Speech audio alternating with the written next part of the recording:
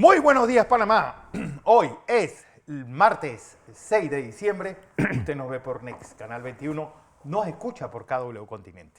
Un día en el que, preocupante, más de 7.000 casos de COVID y 7 fallecidos en una semana. Una positividad mayor a 20. Así que, ¿qué nos queda más que cuidarnos? Todo en un día en el que, bueno, esta noticia triste. La Escuela de la Primavera no irá al desfile de las rosas. Ayer vamos a ver si la directora nos explica qué fue lo que pasó, porque pues se frustran esos sueños de muchachos que han dado lo mejor de sí. Para un muchacho de Veraguas, imagínense, ya venir a la capital es un gran sueño. Ahora imagínense viajar nada menos que a Pasadena, California. ¿Cuántos sueños quedaron frustrados? ¿Cuántas tristezas? Y eso es lo que crea desunión en el país. Un país que se gasta tanto dinero en cosas tan banales. Yo creo que por ahí no va la cosa. Bueno, en el Mundial no hubo sorpresas. Es decir, están ganando los que deben ganar. Vamos a ver si hoy Portugal y España pues terminan de rematar la faena pues, y vemos cómo serán esos cuartos de final. Hoy, y recuerden, a las 10 Marruecos-España y a las 2 de la tarde Portugal-Suiza. Y en el mundo, hoy es un día pues, de contener la respiración en la Argentina. ¿Por qué? Hoy se debe dar el fallo de Cristina Fernández, condenatorio o absolutorio, pero el escándalo va porque ha habido filtraciones de conversaciones de jueces y políticos sobre esta situación. Don José. Buenos días, Fernando. Muy buenos días. Buenos días a toda nuestra audiencia que nos sigue en KW Continente Radio y en Canal 21 Next TV. 6 de diciembre. Falta un día para el Día de la Madre. Un día, bueno, falta un día. Este y el otro. Este y el otro. Bueno, este ya lleva ¿eh?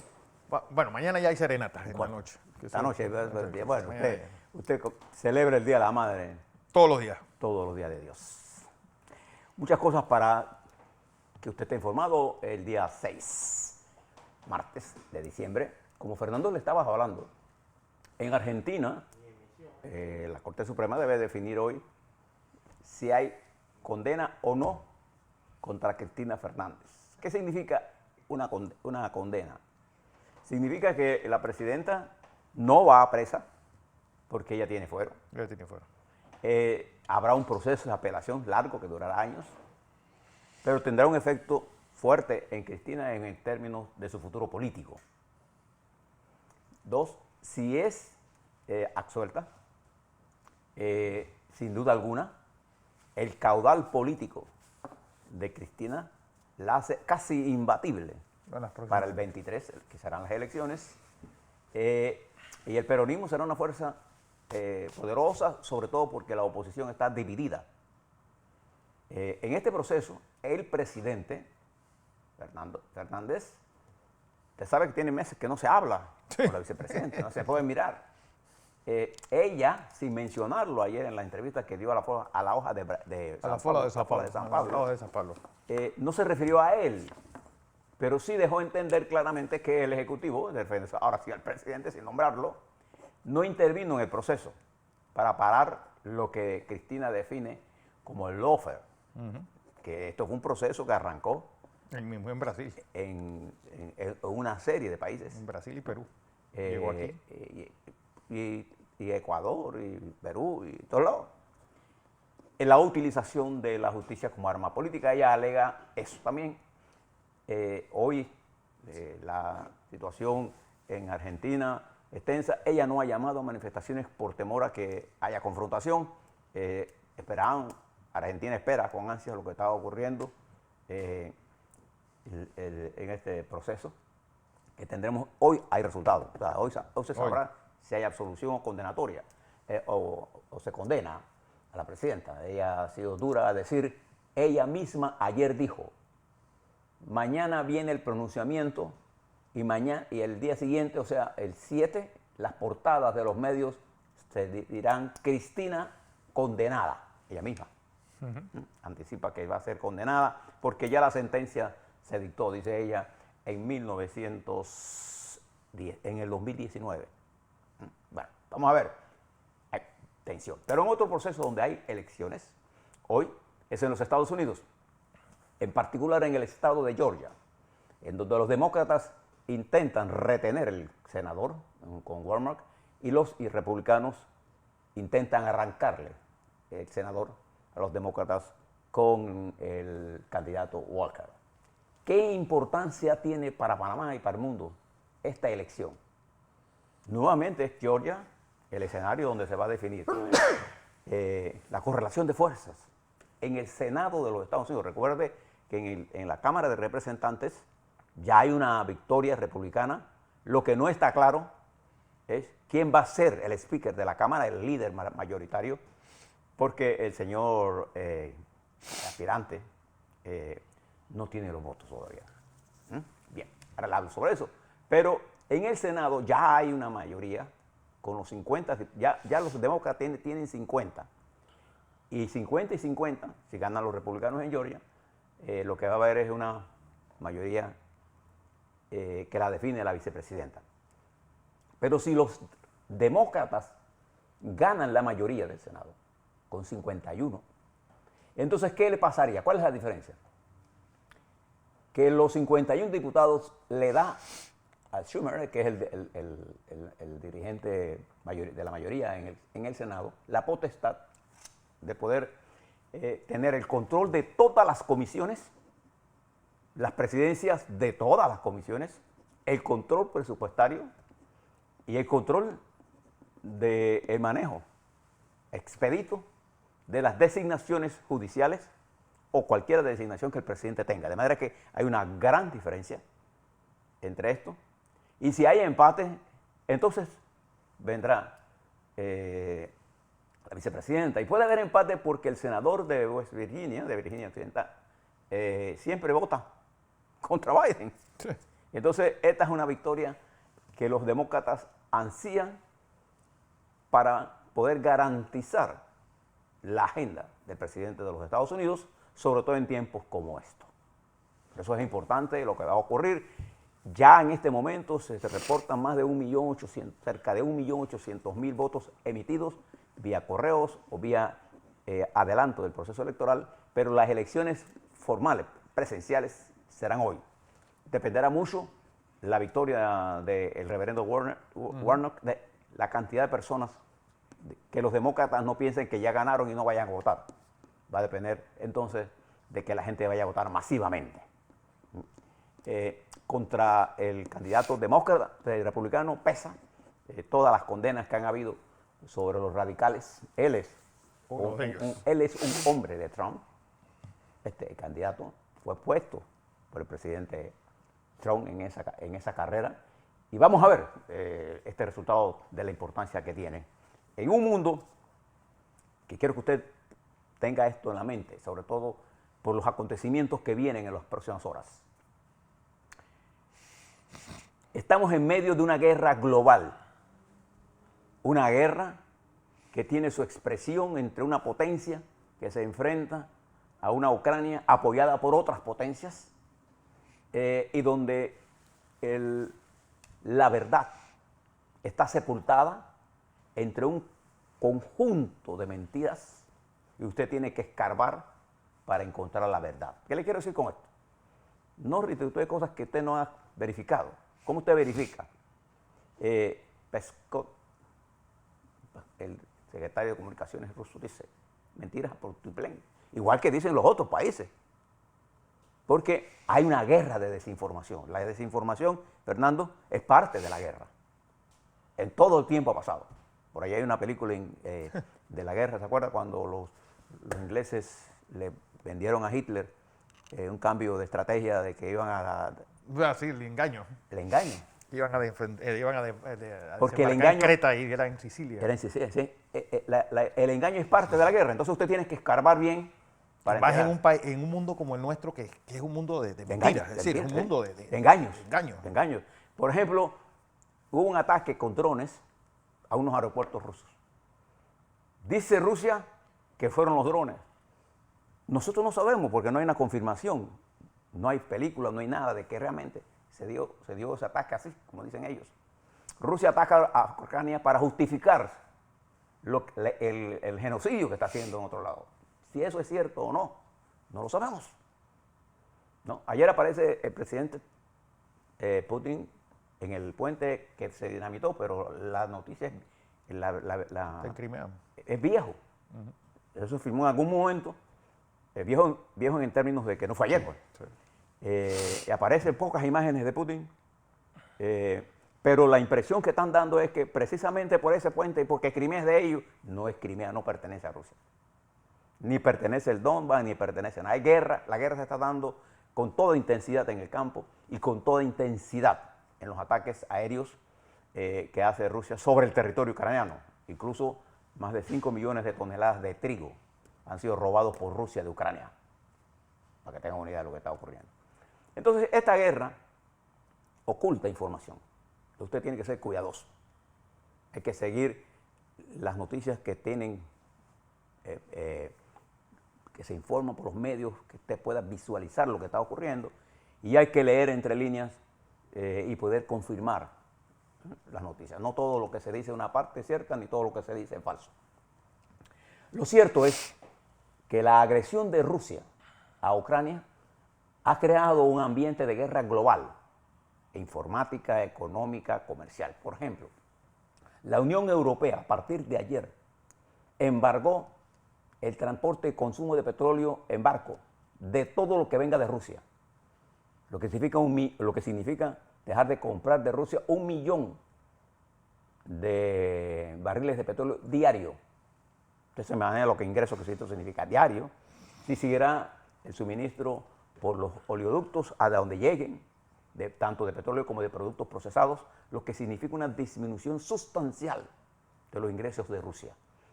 Y esta disminución sustancial de los ingresos provoca en un país monoexportador y que se encuentra atascado en muchos sectores porque la tecnología con que lo producen viene de Occidente y ahora no llega. Entonces hay un problema serio. Cuando el secretario de Comunicación de Rusia dice que podemos resistir, sí, puedan resistir los que tienen plata alrededor. Ellos no tienen problema. Ellos no tienen ningún problema. El problema tiene el pueblo ruso y el pueblo ucraniano. Y nosotros, que nos vemos afectados por eso. Pero también en China, la guerra ha afectado.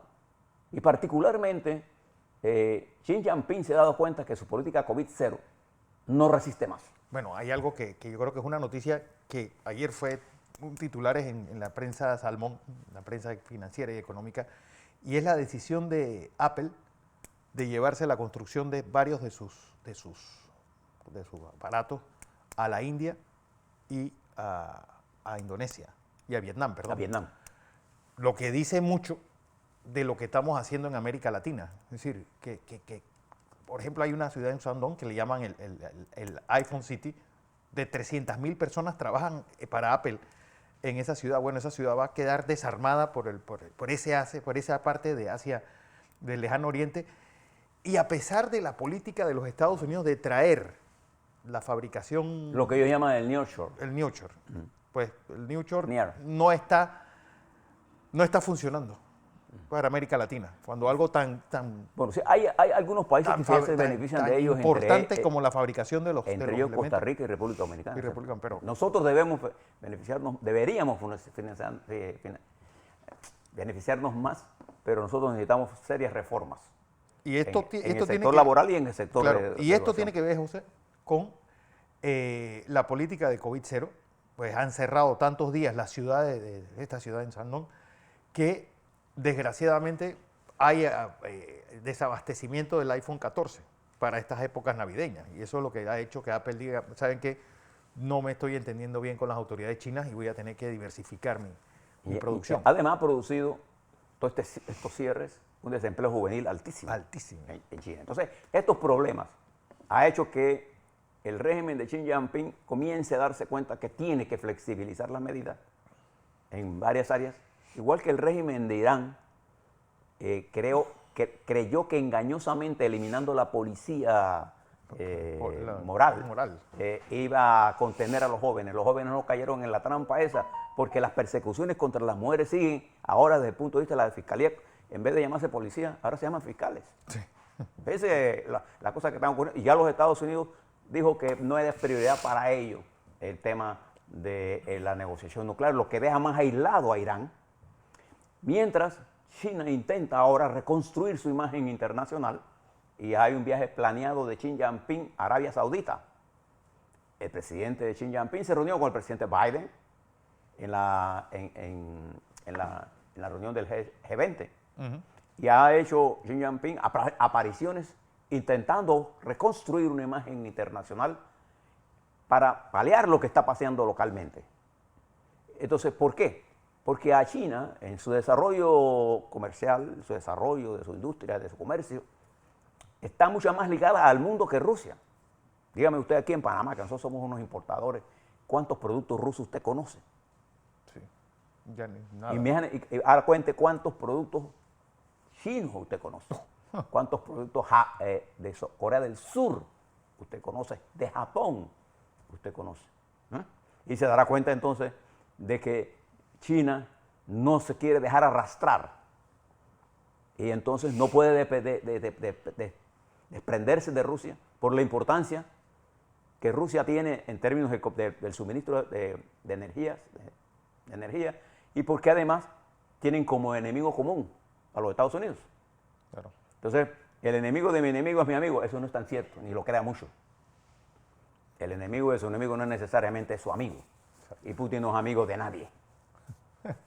Entonces, creo que la diplomacia china y el presidente Xi Jinping intentan reconstruir el modelo que los llevó al éxito, que es una buena integración con Occidente y con el mercado latinoamericano y los Estados Unidos, pero tiene mucho camino que andar. Entonces, en esta guerra, usted se enfrenta a una situación muy sui generis. Una Europa que, desunida por la política anterior de Trump, que era más pro-Putin y anti-Europa, anti-europea, versus una política hoy de Joe Biden más europeísta, más integradora, ha hecho y fortalecido más la OTAN. La OTAN ha crecido. Y ayer Rusia amenaza de que una reunión de Bélgica con la representación de Ucrania, en la que Bélgica propone de que Ucrania sea parte de la Unión Europea y de la OTAN, eso es peligroso y podría desatar la Tercera Guerra Mundial. Estos no dejan de estar amenazando. Sí. ¿No? ¿Sí? Ellos creyeron que la amenaza de la guerra nuclear iba a paralizar Europa. Y lo que hizo es fortalecer y rearmar ahora a Alemania. Preste atención a esto. Porque el rearme de Alemania va a significar un auge de las materias primas de América Latina. Piensen en las cosas como se están desarrollando.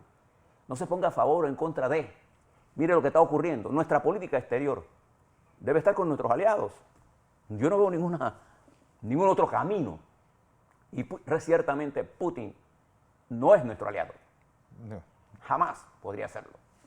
Ni tampoco una política intervencionista de la República Popular China, ni tampoco nosotros a la República Popular China la debemos tratar como un socio comercial, con intereses en la que ambos tengamos importancia y peso y contrapesos.